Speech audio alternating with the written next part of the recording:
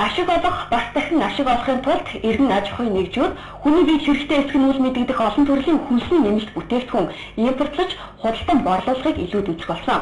Тиймээс зах зээл дээр байгаа хоол тэжээлийн илчлэг, амин дэмийг орлох бүтээгдэхүүнүүд чанарын шаардлага хангаж байгаа эсэхэд хяналт шалгалт хийжээ.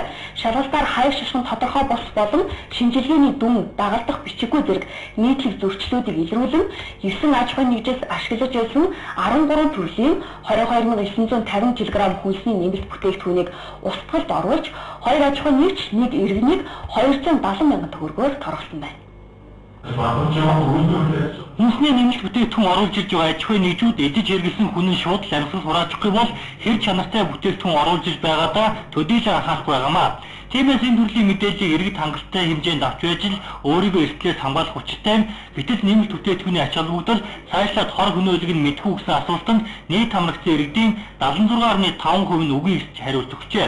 Үлдсэн 23.5% нь баг зэрэг мэдээлэлтэй гэсэн байна. Тэгвэл нэмэлт бүтээгдэхүүн хэрэглэж байгаа иргэд хэрхэн зөв зохистой хэрэглэх хэсгээр 50-аас илүү хувь нь чаддаггүй гэсэн хариулт өгчээ. Харин юу хэрэглэж байгааг нь хэрэглэгчдэд илтгэж байх хаяг болон шошиг бичвэрийн стандарт мөрдөгдөхгүй байгаамаа.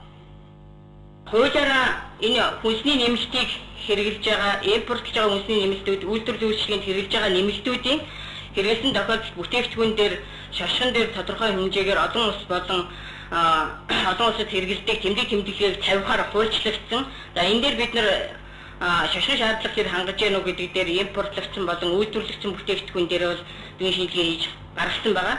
Жишээлх юм бол нийт одоо хэрэглэж байгаа нэмэлтүүдийн 35% нь бол англи хэл дээр шашин дээр бичигдсэн байна.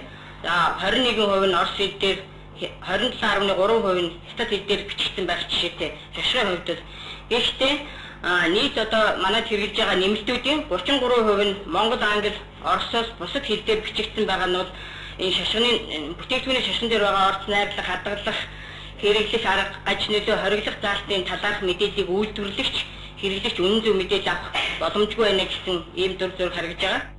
За өнөөдөр дэлхийн хэмжээнд 2600-аас хол илүү давсан төрлийн хүнсний нэмэлт бүтээгдэхүүнийг хэрэглэж байгаамаа. Тиймээс эдгээр бүтээгдэхүүнийг нэмэлт байж чадах эсхийг гаргах лабораториудыг түлхүүнээ ажилуулах болжээ. Гэтэл манай улсад гаднаас орж ирсэн нэмэлт тоот тэжээлийг мөн эсхийг нь гаргах чадамж сул байна. Өөрөөр хэлбэл үндэсний хэмжээний давлгаа лаборатори 44 төрлийн хариугэл гаргаж чадна гэсэн үг. Үлдсэн 2560 гаруй төрлийн хүнсний нэмэлт бүтээгдэхүүн манай улсад орж ирсэн ч таних боломж алга байна. Зарим одоо хэвс мэдээлэл одоо шил одоо юу гэдэг судалгаа шинжилгээний байгууллагуудын одоо тэр сэтгүүлүүд дээр тийм ээ. За энэ бүтээгдэхүүн чинь өнөөдөр хортой юм байна гэж гараад ичээд тэгээд бид тэрийг тодорхойлж чадахгүй ч гэж байгаа байхгүй. Тэгэхээр бид өнөөдөр энэ лавлгаа лабораторийн чадварыг сайжруулах хэрэгтэй байна. Гэхдээ нэр заасан 44 төрлийн бүтээгдэхүүнээс арай илүү хэмжээний шинжилгээ хийх боломж бас байгаамаа. Харин өөрсдийн нөөц ашиглан судалгаа хийдэг лабораториудад ийм боломж олохгүй байгаа юм. Хэрэг үндэсний лавлгааны лаборатори бусаддаа боломж олгох юм бол дахин хэд хэдэн нэмэлт бүтээгдэхүүн мөн эсхийг нь гаргах боломж бүрдэх юм аа.